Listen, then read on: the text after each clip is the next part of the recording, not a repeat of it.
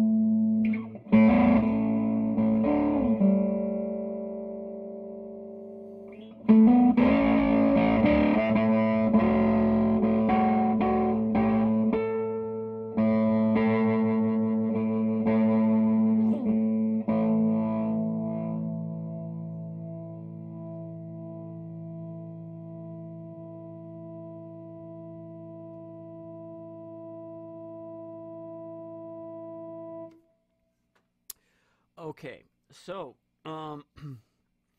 this thing is scary looking. It puts me in mind of a radiological or bacteriological emergency. There's red lights flashing and this kind of ominous looking, faintly metal, faintly bacteriological symbol. But don't be afraid. This is actually a much more subtle and versatile type of pedal than you might expect. As far as I can tell, and there's not a lot of explanation being offered on the distributor site for this pedal, or in the very cute but very function-oriented comic book style directions. As far as I can tell, with this limited information, what this is basically a resonant filter, a sort of an EQ that can, make a very sharp peak in a frequency band, and you adjust where that peak is with this mass variant knob. I had to turn up the amp because I turned off some of the boosting circuitry here,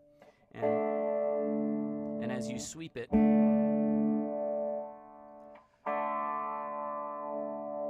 it boosts a narrow band of frequencies much as a wah would, with a very kind of present and striking but musical tone to it.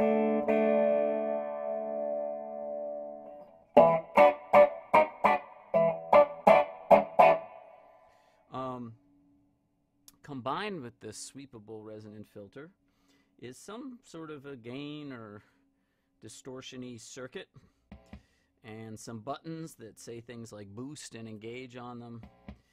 And again, as far as I can tell, this knob controls how much distortion you're going to get, and you engage the distortion circuit by pressing the engage button.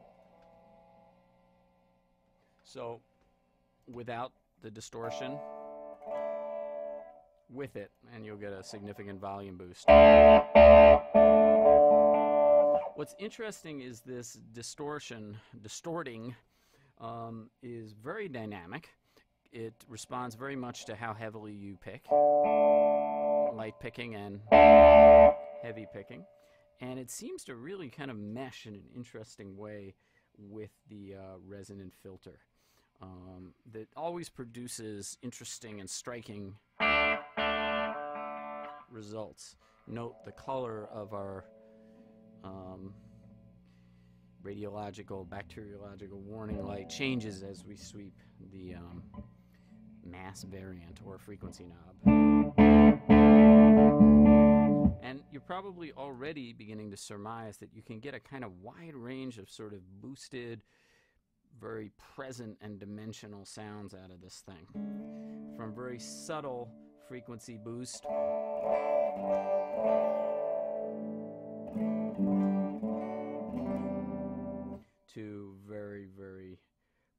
pronounced ones.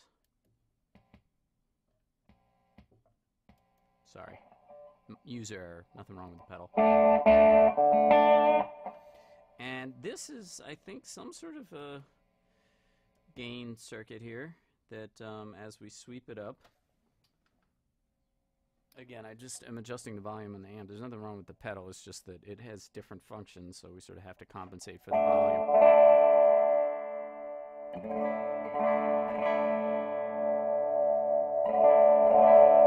As we sweep this up, I think we're really causing the resonant filter to be processing more of the signal. We have less dry signal all the way over here. It's just sort of a light resonant boost, and as we come up, it's a much bigger part of the signal. And when we hit boost on the mass variant, it kind of changes the quality of the resonant filter at whatever frequency you have set. So without boost, it sounds like that, and when we hit boost, it's a little bit sharper.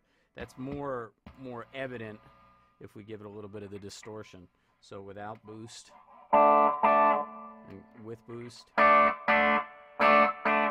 I suspect it's just kind of narrowing the bandwidth of the filter. But again, I'm no expert, and I don't have much information to go on. What I will tell you is that this pedal's sound is kind of reminiscent of the filter section on an analog synth, if you've ever had the pleasure of plugging your guitar into a Moog or into one of the Moog boxes that allows you to kind of use the sort of filter section of a synth to process your guitar. That's very much the way this works. And again, what's I think distinctive about it is that it provides a really wide range of very chewy EQ type effects that can go from being quite subtle and just slightly dimensional or demented to much more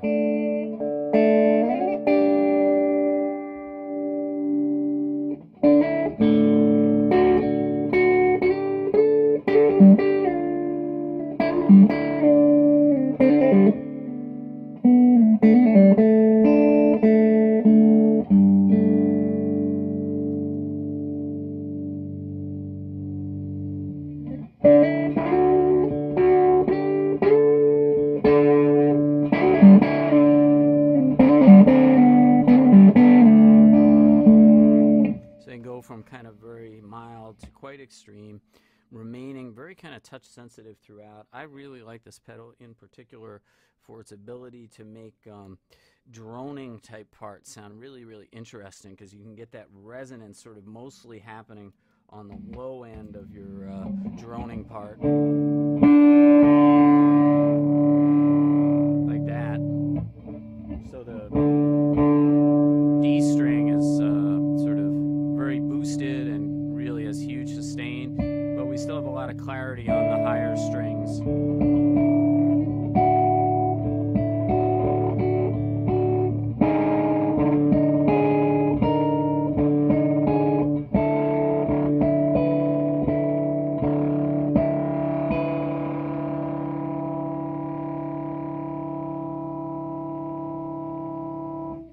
And so on. It gives you an idea.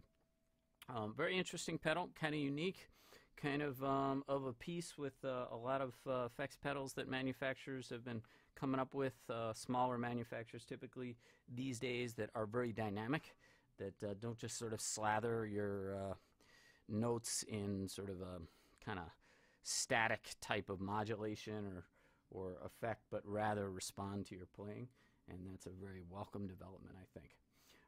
So if you want to check out the Triskelion, and it seems right for you, you should get a hold of the folks at Rock and Roll Vintage, who are extremely cool and deal in extremely cooler gear.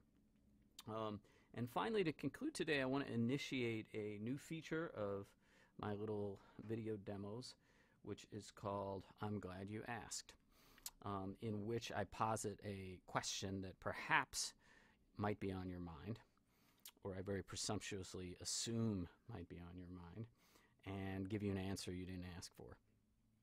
So today I'm going to start by posing the question that might be on your mind. Just, Nick, why don't you ever really tell us if a pedal is true bypass or not?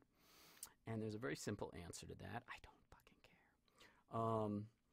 Bottom line is this, from my point of view, which of course is based on my own limited experience, is that quite frankly, any pedal with anything other than a really defective or incredibly badly implemented buffer sounds just fine in bypass.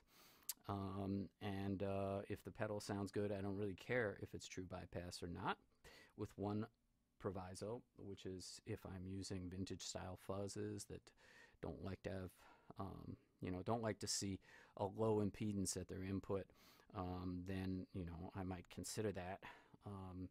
You might not want to put a buffered pedal in front of some fuzzes. It might not work out that well.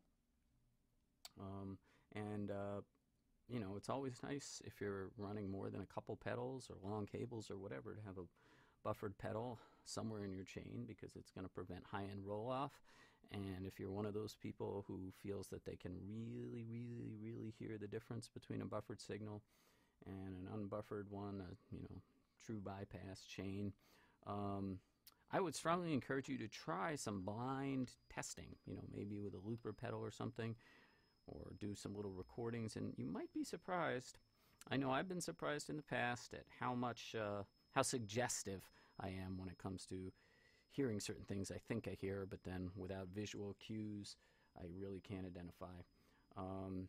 It is true that some buffers respond a little bit differently than others and might sound just a tiny bit different, but on the whole, I think it's actually a lot harder to identify these differences just using our ears than we think.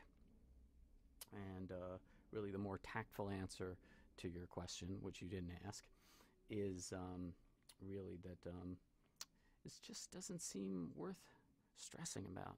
Don't get hung up on it. If you like a pedal, just use it. Don't worry about what kind of bypass it has. After all, what is truth? Until next time.